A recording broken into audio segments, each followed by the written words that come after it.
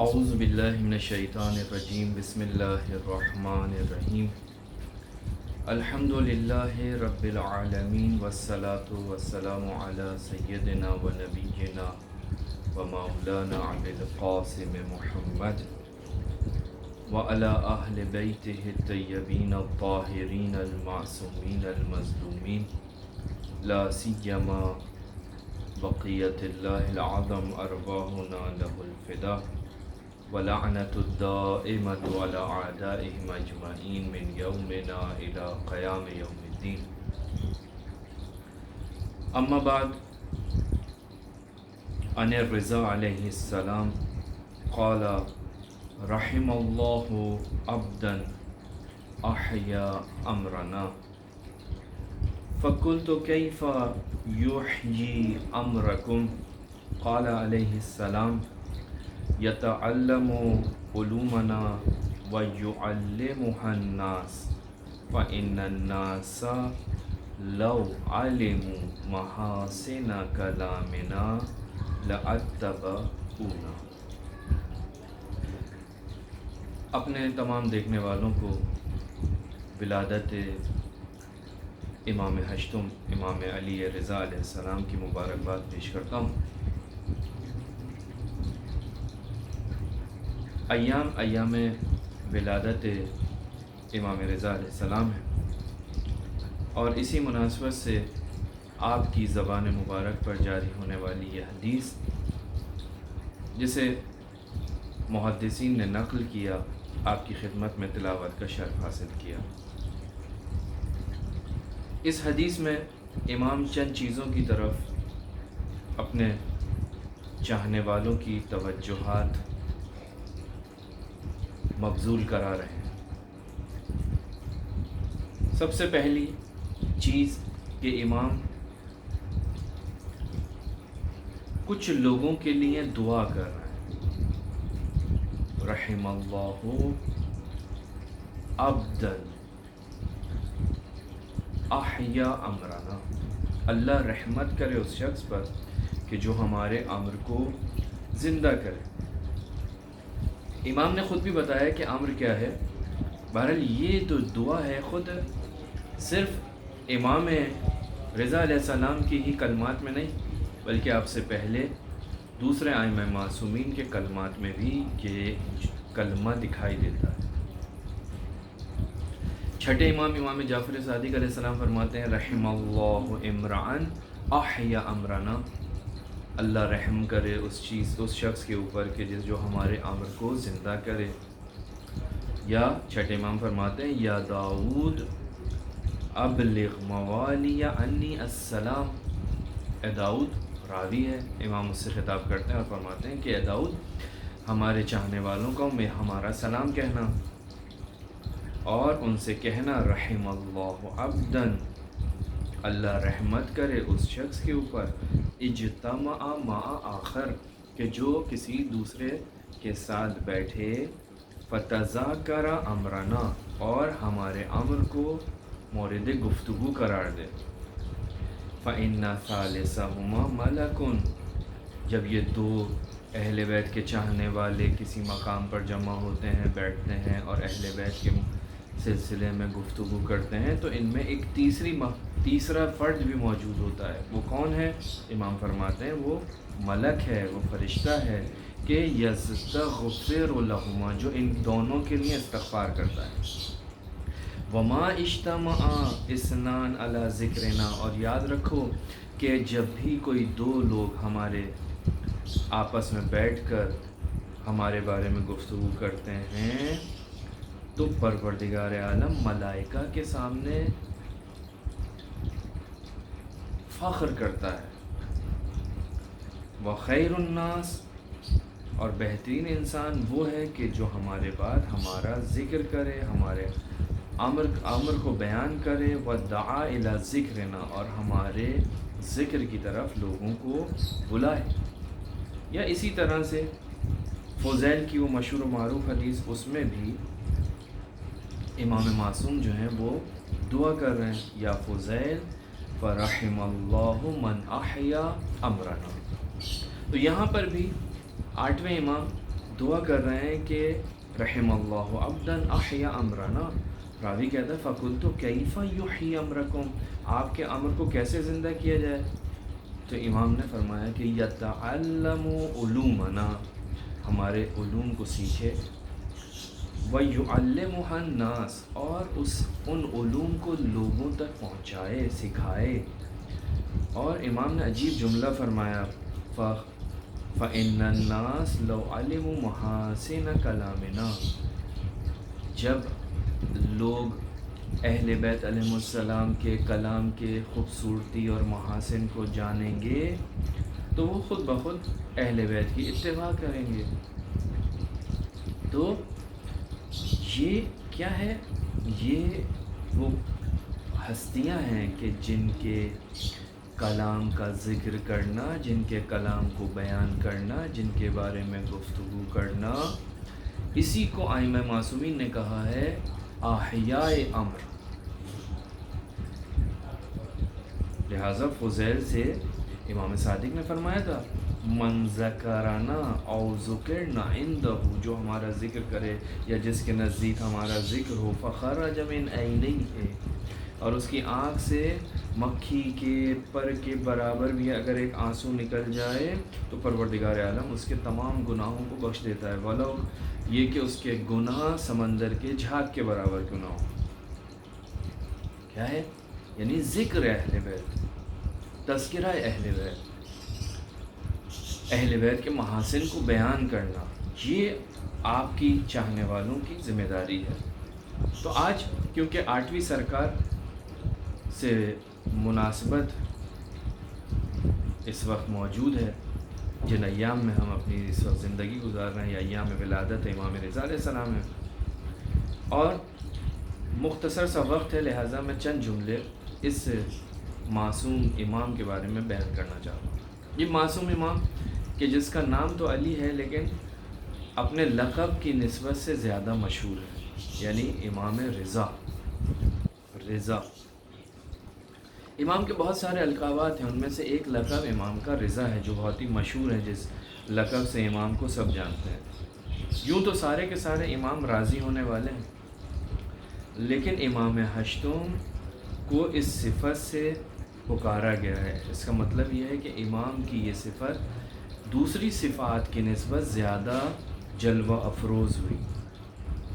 رضا کیا ہے؟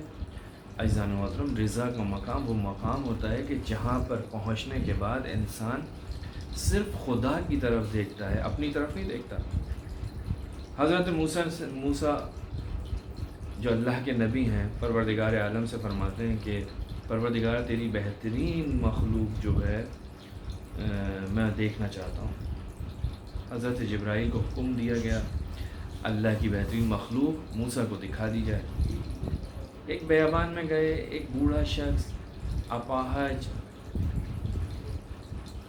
پروردگار کی حمد و ثنا کر رہا ہے، اور یہ کہتا جاتا ہے کہ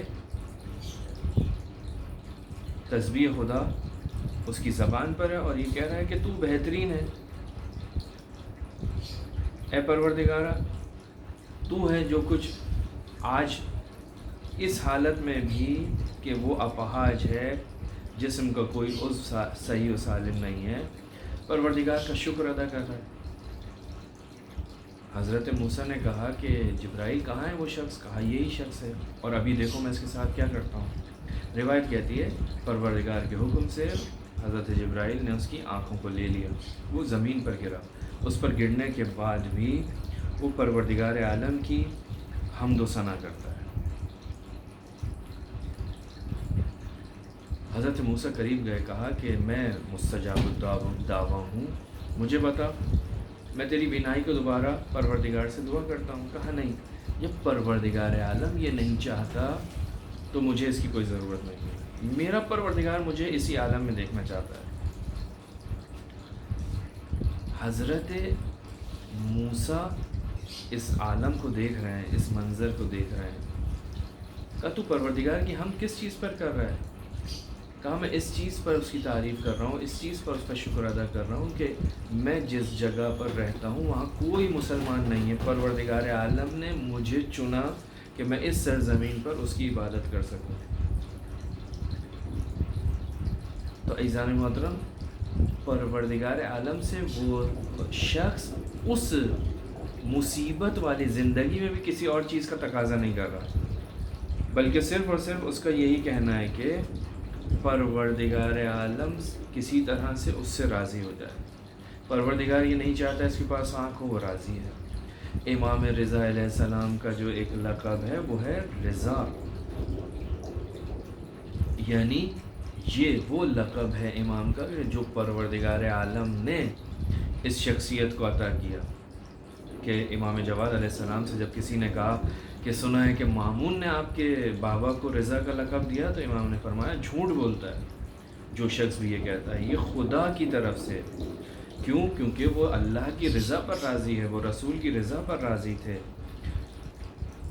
اور نہ صرف راضی بلکہ امام کے لیے کہا گیا سریع الرضا، بہت جلدی راضی ہو جانے والا۔ اور بہت جلدی راضی ہو جانے والا، اس کو سمجھنے کے لیے آپ کو غریب الغربا سمجھنا پڑے گا۔ یہ امام جس کو سریع الرضا کہا گیا، یہی غریب الغربا بھی ہے، اپنے شہر سے دور، اپنے جب شہر میں ہے تو بھی غریب ہے، لیکن جب کوئی امام کے پاس آ کر حلالیت طلب کرتا ہے تو امام اگلی بات اس سے نہیں کرتے، بلکہ امام اتنی مہلت نہیں دیتے کہ سامنے والا اپنی عذر خواہی کے لیے اپنی زبان کے اوپر جملات کو لے کر آئے، اس سے پہلے کہ وہ زبان پر لے کر آئے اسے اپنے سینے سے لگاتے ہوئے امام دکھائی دیتے ہیں۔ تو یہ امام جو غریب تھا اس کے باوجود سریع الرضا بھی تھا۔ اور اس امام کی زیارت کے اندر ایک جملہ ہم پڑھتے ہیں، السلام علی الامام الرؤوف۔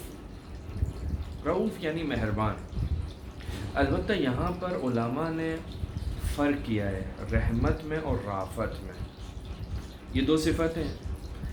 کیا فرق کیا ہے؟ فرماتے ہیں کہ رحمت یعنی کیا؟ کہتے ہیں کہ رحمت یعنی کسی کے ساتھ مہربانی کرنا،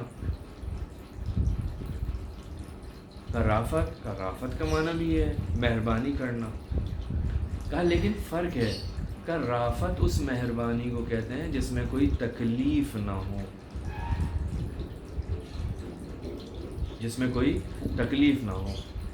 ڈاکٹر اپنے مریض کا علاج کرتا ہے، اس کی رحمت اس وقت اس کے شامل حال ہوتی ہے، لیکن اس علاج کے دوران مریض کو تکلیف پہنچتی ہے، بس رحمت ہوتی ہے لیکن تکلیف بھی ساتھ آتی ہے۔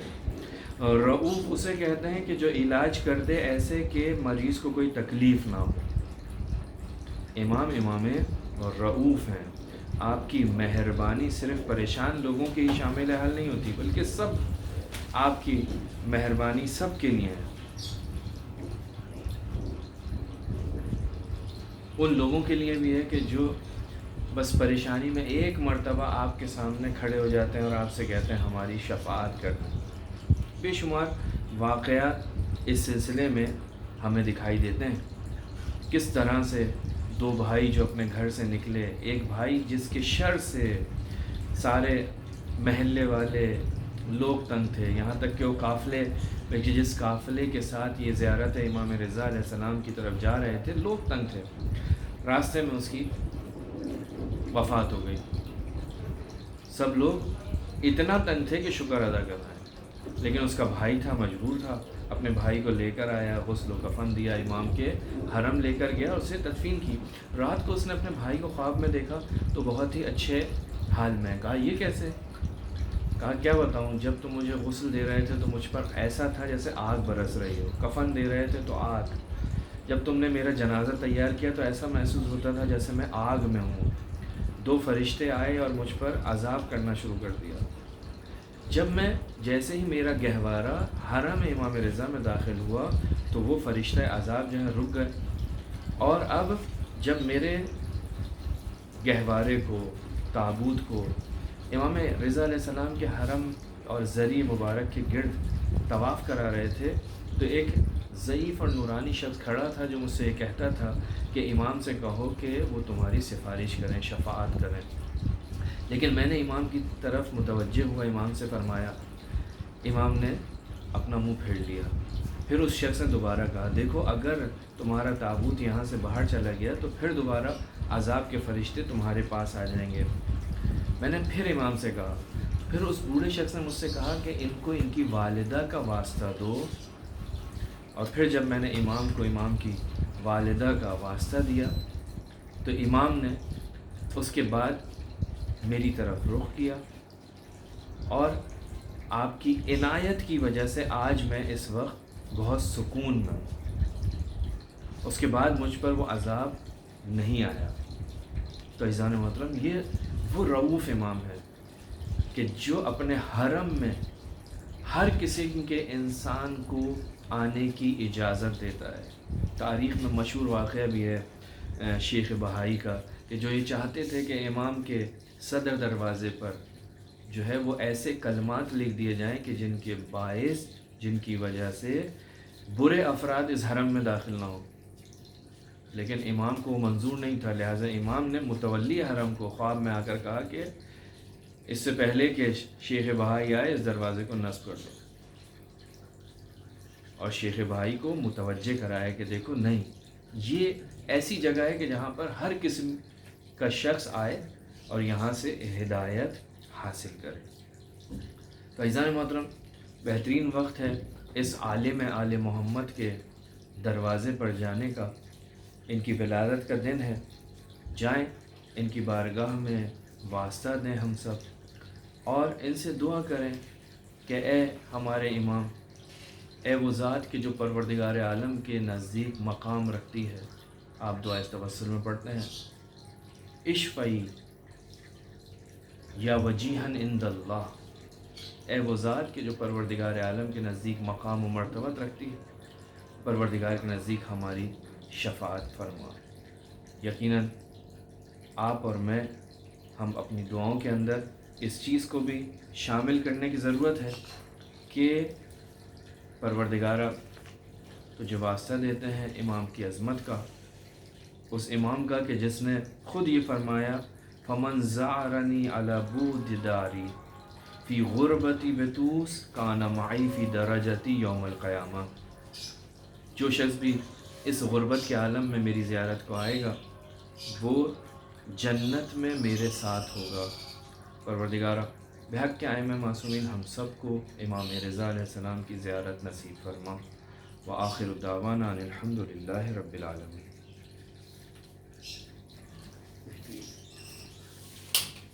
کتنی دیر ہوئے نہیں پتہ مجھے۔